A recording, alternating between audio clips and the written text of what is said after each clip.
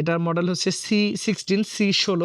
এই প্রজেক্টরটা নেওয়া যেতে পারে। এটা হচ্ছে অটো ফোকাস প্রজেক্টর। ধরুন আপনি কখনো প্রজেকশন করলেন, অটোমেটিক্যালি রেজুলেশনটা সে ওই স্ক্রিনের মাপে অ্যাডজাস্ট করে নিবে। আপনি যদি এই চেয়ারলাক্সের C9 এর বেসিক প্রজেক্টরটা নেন, এটা হয়তো আপনি 8,700-800 টাকার আশেপাশে পেয়ে যাবেন। MW560 এটা নিতে চাইলে আপনাকে খরচ করতে হবে এই কত 53,500 থেকে 54,000 টাকার আশেপাশে।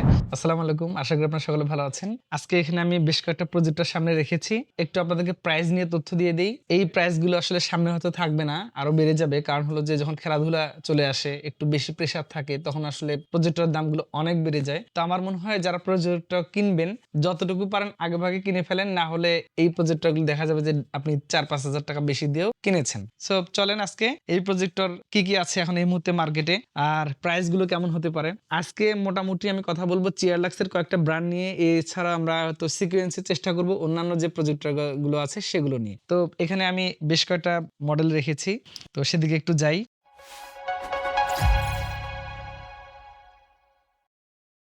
তো প্রথমত এটা একটা প্রজেক্টর। এটা হচ্ছে চেয়ারলাক্সের মোটামুটি 3টি ভ্যারিয়েন্টে পাওয়া যায়, কখনো কখনো মোটামুটি আরো বেশি পাওয়া যায়। এটা হচ্ছে চেয়ারলাক্সের C9 হচ্ছে অ্যান্ড্রয়েড থাকে, তারপর হচ্ছে ওয়্যারলেস থাকে, আর একটা হচ্ছে বেসিক থাকে। বেসিকটাতে আপনি হয়তো ল্যাপটপ দিয়ে চালাতে পারেন, অথবা অ্যানালগ ডিশ, অথবা আকাশ ডিটিএইচ, সেটআপ বক্স এই টাইপের ডিভাইস দিয়ে চালাতে পারেন। আর অ্যান্ড্রয়েডটাতে সেখানে অ্যান্ড্রয়েড বিল্ট ইন থাকে। এটা আপনি ওয়্যারলেসলি ইন্টারনেট দিয়েও চালাতে পারেন, ইউটিউব পাইলেন ফ্যাসিলিটিস। তবে অনেকে বলে যে অনেকগুলো টিভি চ্যানেল ফ্রি থাকবে, এমনটা কিন্তু না। আপনি ইউটিউবে যেগুলো থাকে সেগুলোই পাওয়া যায়। মাঝে মাঝে কিছু অ্যাপস ইনস্টল করা যেতে পারে, তবে এগুলোতে যেহেতু একটু র্যাম কম থাকে, অ্যাপস ইনস্টল করার খুব বেশি ফ্যাসিলিটিস থাকে না। ইভেন আপনি টিভি মোডে আসলে অনেক অ্যাপস কিন্তু পাওয়া যায় না। সো এটা কিন্তু একটা ঝামেলা আছে। তো এটা নিতে পারেন। আপনি যদি এই চেয়ারলাক্সের C9 এর বেসিক প্রজেক্টরটা নেন, এটা হয়তো আপনি 8,700-800 টাকার আশেপাশে পেয়ে যাবেন। আবার যদি আপনি ওয়্যারলেসটা নেন, এটা হয়তো 9,800 থেকে 10,200-300 টাকার আশেপাশে পেয়ে যাবেন। আবার যদি আপনি অ্যান্ড্রয়েডটা নেন, অ্যান্ড্রয়েড এটা একটু বেশ লেটেস্ট করেছে এবং বেশ কিছু ফিচার দিয়েছে যেটা খুবই অ্যাট্রাকটিভ। এগুলো নিতে চাইলে হয়তো 12,500 থেকে 13,000 টাকার আশেপাশে পাওয়া যায়। অফিসিয়ালি এগুলো তেমন কোনো ওয়ারেন্টি হয় না। আবার এই প্রজেক্টরগুলো কম্পিউটার ভিশন থেকে অনেকেই কিনেছেন। খুব বেশি নষ্ট হওয়ার কোনো ঝুঁকিও নাই। যদি মাদারবোর্ডগুলো নষ্ট হয়, মোটামুটি ৩ থেকে ৪,০০০ টাকা খরচ করলে আবার একদম নিউ হয়ে যায়। এটাতে যে এলইডি লুমেন্সের লাইটটা আছে, এলইডিটা, এটা আসলে আপনি ব্যবহার করে শেষ করতে পারবেন না। ব্যাপারটা এরকম আরকি। তো আমার মনে হয় এটা নিতে পারেন, আপনার বাজেটের মধ্যে সেরা। তো এটার আরেকটা মডেল হয় হলো C10। এটা মোটামুটি ১০,০০০ টাকার আশেপাশে, শুধু ওয়াইফাই পাওয়া যায়।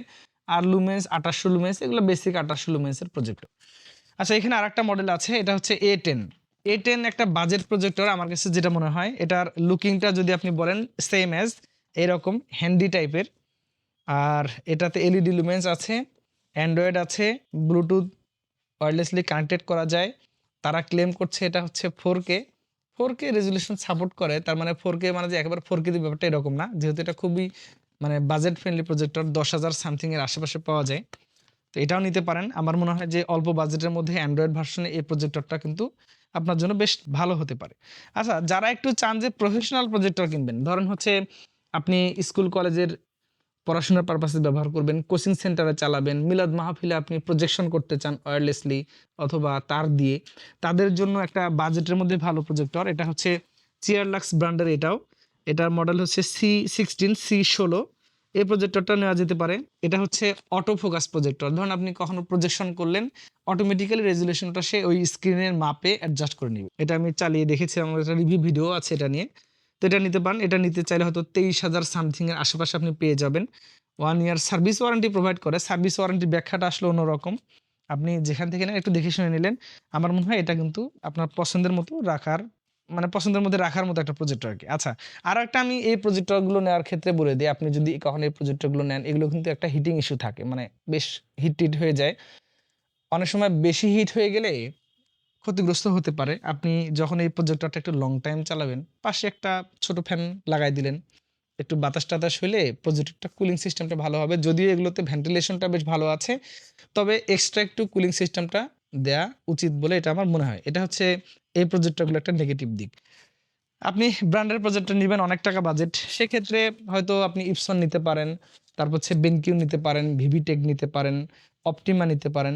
এই প্রজেক্টরগুলো হচ্ছে 40,000 থেকে 50-55,000 টাকার আশেপাশে বেশ ভালো, ভালো প্রজেক্টর পাওয়া যায়।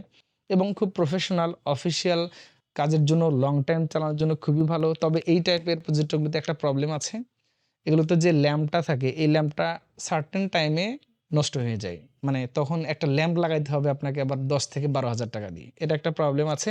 তারপরও নিতে পারেন, যাদের প্রয়োজন তারা তো নিবেই। তবে হ্যাঁ, নিখুঁত কালার একুরেসি পেতে চাইলে বেনকিউ এই টাইপের প্রজেক্টরগুলো কিন্তু খুবই ভালো। এটা একটা মডেল, এটা হচ্ছে 560 MW560, মোটামুটি 4000 লুমেন্সের প্রজেক্টর, একদম ফুল এইচডি নিখুঁত কালার দেখতে পারবেন।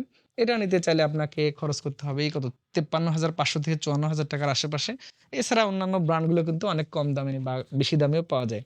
আমাদের দেশে আরও কিছু চাইনিজ ব্র্যান্ড আছে, ধীরে ধীরে দেখবেন যে সেগুলো চলে আসছে। আমিও চেষ্টা করবো আপনাদেরকে সেই তথ্যগুলো দেওয়ার জন্য। এই প্রজেক্টরগুলো নিতে পারেন কম্পিউটার ভিশন থেকে সরাসরি অথবা অনলাইনে। আপনি এইটুকু বিশ্বাস রাখতে পারেন আপনার কষ্টের টাকায় সবচেয়ে সেরা প্রজেক্টরটি পাবেন এবং নিশ্চিন্তে পাবেন অনলাইনে অর্ডার করলে। সকলে ভালো থাকবেন, নতুন কোনো ভিডিওতে আবারও দেখা হবে। আল্লাহ হাফিজ।